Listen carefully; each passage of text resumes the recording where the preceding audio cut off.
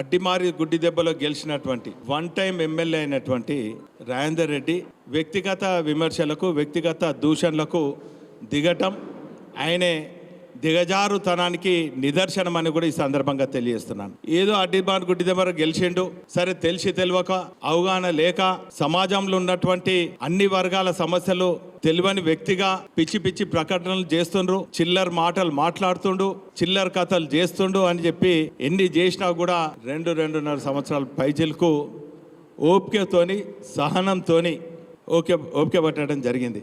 ఏదో కొన్ని వీటికి ఎస్ఎస్ఆర్ ఎక్కువ చేయించి మేము శాంక్షన్ చేయించినవి కూడా 5 కోట్ల నీళ్ళు అయితే 5 కోట్ల 1 లక్ష అని చెప్పి దాన్ని తిరిగి శంకుస్థాపన చేసాడు కాదు గొప్ప రాజేందర్ రెడ్డి. చిత్తశుద్ధి ఉంటే చిల్లర మాటలు బంద్ చేయి, చిల్లర కథలు బంద్ చేయి, వ్యక్తిగత దూషణలు బంద్ చేయి. ఇంకా చాలా మాట్లాడినావు. ఇప్పుడు అందరు కూడా జాతరలు పోయే తొందరలు ఉన్నారు. నేను ఒక్కటే ఛాలెంజ్ చేస్తున్నా, గడికి కేటీఆర్ గారితోని పోటీ పడదామని చూస్తున్నావు. అరే మా డివిజన్ పార్టీ అధ్యక్షులతో పోటీ పడు. ఖచ్చితంగా రేవంత్ రెడ్డి కేటీఆర్ గారు రేవంత్ రెడ్డికి ఛాలెంజ్ చేస్తేనే తోక ముడిచిపోయినాడు. ఇక నువ్వు కేటీఆర్ గారి గురించి మాట్లాడితే ఏం చెప్పాలి? ఆకాశం మీద ఉమ్మేస్తే ఏమవుతుంది? నీ మీదనే పడుతుంది. నీకు ఒక్కడే ఛాలెంజ్ చేస్తున్నా, నేను ప్రజా జీవితంలో ఉండొద్దంటే నువ్వు ఒక్కడే పని చేయి. నీ మీద నీకు నమ్మకం ఉంటే, నీ అభివృద్ధి పైన నమ్మకం ఉంటే, నీ పార్టీ పైన నమ్మకం ఉంటే, నీ రేవంత్ రెడ్డి ఎన్నికల సమయంలో ఇచ్చిన హామీలపై నమ్మకం ఉంటే, నీపై నీకు నమ్మకం ఉంటే, నీ తొట్టి గ్యాంగ్ మీద నమ్మకం ఉంటే 4 రోజులలో జాతర అయిపోయినాక 4 రోజులలో రాజీనామా చెయ్యి. నేను కూడా చేస్తా. ఖచ్చితంగా పోటీ పడదాం. ఒకవేళ నేను ఇంకా చాలా మంది మిత్రులు రాలేదు, అందరి సమక్షంలో ఛాలెంజ్ చేస్తున్నా. ఇంకా 3 రోజుల వ్యవధి, జాతర టైం ఉంది.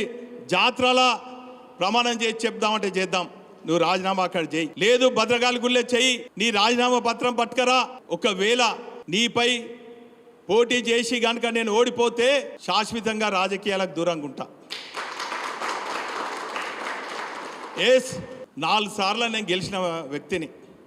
నా పైన కూడా ప్రజలు ఒత్తిడి చేసిండ్రు, నా పైన కూడా కేయూ స్టూడెంట్స్ ఒత్తిడి చేసిండ్రు, నా పైన ఈ నియోజకవర్గం ఉన్నటువంటి ప్రజలు దళితులు ఒత్తిడి చేసిండ్రు, బీసీ వర్గాలు ఒత్తిడి చేసినాయి, యువకులు ఒత్తిడి చేసిండ్రు, కార్మికులు ఒత్తిడి చేసిండ్రు. తెలంగాణ కోసం నువ్వు రాజీనామా చేయంటే ఖచ్చితంగా నేను తెలంగాణ కోసం, నా పార్టీ పైన నమ్మకం ఉంది, నా నియోజకవర్గ ప్రజలపైన నమ్మకం ఉంది, మా కార్యకర్తల పైన నమ్మకం ఉంది, మా నాయకుని పైన నమ్మకం ఉంది. నేను రాజీనామా చేసిన.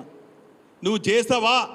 దమ్ము ధైర్యం ఉందా? చేస్తే చెయ్యి. నీ నిజాయితీని నిరూపించుకో, నీ అభివృద్ధిని నిరూపించుకో, నీ మేనిఫెస్టో హామీలు నిరూపించుకో. అంతే తప్ప ఈ చిల్లర మాటలు బంద్ చేయాలని కూడా ఈ సందర్భంగా తెలియజేస్తున్నా. 4 రోజులు ఒకసారి ఫ్రస్ట్రేషన్లకు రావటం, పిచ్చి పిచ్చిగా మాట్లాడటం. ఈరోజు ఛాలెంజ్ చేస్తున్నా నేను. నువ్వు వన్ టైం ఎమ్మెల్యే అడ్డిమారి గుడ్డి దెబ్బలో గెలిచినావు. గెలిచి 2 ఏళ్ళు కాలేదు, 200 మంది మా కార్యకర్తల పైన అక్రమ కేసులు. నేను ఈ వేదిక ద్వారా పోలీస్ అధికారులకు కూడా రిక్వెస్ట్ చేస్తున్నా, హెచ్చరిస్తున్నా. ఇటువంటి అడ్డిమారి గుడ్డి దెబ్బ నాయకుల మాటలు నమ్మి మా కార్యకర్తలను కనుక వేధించిందనుకో ఖబర్దార్ పోలీస్ అధికారులను కూడా చెప్తున్నా. నేను అందరిని అంటలేను. నా 40 ఏళ్ళ రాజకీయ జీవితంలో ఎంతోమంది పోలీస్ అధికారులు కూడా సమన్వయంతో పనిచేసి, నేను కూడా 4 సార్లు గెలిచిన ఎమ్మెల్యేను. ఏ ఒక్క అధికారిని కూడా పలానా వాళ్ళని వేధించాలి అనలేదు, కాంగ్రెస్ వాళ్ళని కొట్టమని లేదు.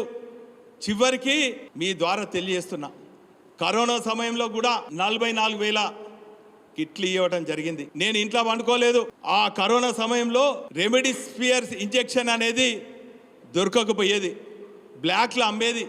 అటువంటిది చాలా మంది కాంగ్రెస్ కార్యకర్తలు కూడా భయంకరమైన పరిస్థితి ఉంటే నేను వారికి ఆర్థికంగా, ఔషధాల పరంగా అన్ని రకాలుగా ఆదుకున్నటువంటి చరిత్ర నాది. నీలాగా పబ్లిసిటీ పిచ్చి కాదు. నీ 4 రోజులు ఒకసారి సోషల్ మీడియాకు అద్దంలో ముందు కూర్చొని మాట్లాడినట్టు మాట్లాడి చిల్లర మాటలు, చిల్లర చేష్టలు మాట్లాడతావు. ఏం చేయకుండా పబ్లిసిటీ చేస్తావు, తప్పుడు ఆరోపణలు చేస్తావు, ఇది కబ్జా అది కబ్జా అంటావు. అసెంబ్లీ సాక్షిగా కూడా మరి అబద్ధాలు మాట్లాడినటువంటి నీచమైన చరిత్ర నీది. ఇది కరెంటు బిల్లు, ఒకటి బీఆర్ఎస్ ఉన్నదట, తండ్రి టీఆర్ఎస్ అట.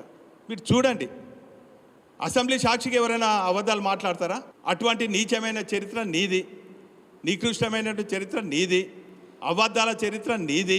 త్యాగాల పునాది పైన స్థాపించిన టీఆర్ఎస్ పార్టీ ఉద్యమ బిడ్డగా, గులాబీ సైనికునిగా ఖచ్చితంగా ప్రజల మధ్యలో ఉంటాను. ఓడినా గెలిచినా ప్రజల మధ్యలో ఉండేవాడిని. ఇంకా నీకు సమయం ఇస్తున్నా. నీ మీద నీకు నమ్మకం ఉంటే రాజీనామా చేసి పోరాడదాం. ఈ మునగాడు చెప్తాడు 26కి 26 స్వీప్ అట. నేను ఇంట్లో ఇంకా అడ్డమైన ప్రెస్ మీట్ నేను చూడలేదు. 26కి 26 గెలుస్తాడట. గెలిచి చూపెట్టు. అరే అంతెందుకు బాబు, మున్సిపల్ కార్పొరేషన్ ఎన్నికల ముందు రాజీనామా చేయరాదు. నువ్వు కనుక మళ్ళీ గెలిచినట్టయితే ఖచ్చితంగా నేను పబ్లిక్ ముందు చెప్తున్నా, ప్రెస్ ముందు చెప్తున్నా, నా పార్టీకి కూడా నేను విజ్ఞప్తి చేస్తా. నేను కనుక నీ మీద కనుక ఓడిపోయినట్టయితే రాజకీయ సన్యాసం తీసుకొని నీ ఎన్నికల 26 డివిజన్లలో నువ్వు పెట్టినటువంటి మీ పార్టీ అభ్యర్థులకే మరి ప్రచారం చేస్తా. నువ్వు దానికి సిద్ధమా? 26కి 26 గెలుస్తాడట. అబ్బా, ఈ మునగాడు గతంలో బై ఎలక్షన్లు వచ్చి కార్పొరేట్గా నిలబడడం అంటేనే చాతన కాలేదు. ఈ మునగాడట 26కి 26 చేస్తాడట. చూద్దాం రా, ఇప్పుడు వస్తాయి కదా మున్సిపల్, తర్వాత పెట్టమను.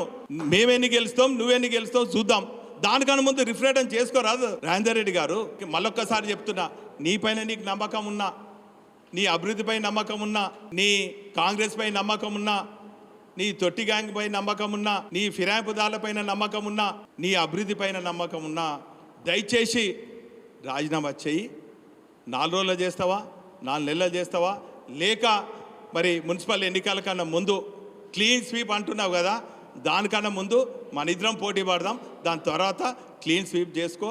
మరి నీ రాజకీయ జీవితం నీది నువ్వే నిర్ణయించుకో అని చెప్పి ఈ సందర్భంగా తెలియజేస్తున్నా.